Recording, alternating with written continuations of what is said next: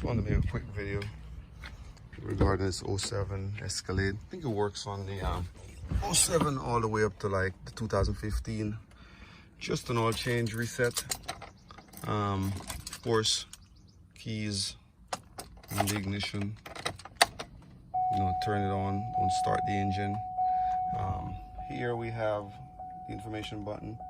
See the information button once. Of course, mine is just a tire. Hit it again, tires. Relearning the tires. Just keep hitting it. You realize 27% right there. Okay, then a check mark. Let's hold that down for a few seconds. You'll realize that will change from 27 to 100%. I just finished doing an oil change, and I just want to make a quick video because this is a simple information. Sometimes we don't know, and if we don't know, we just don't know.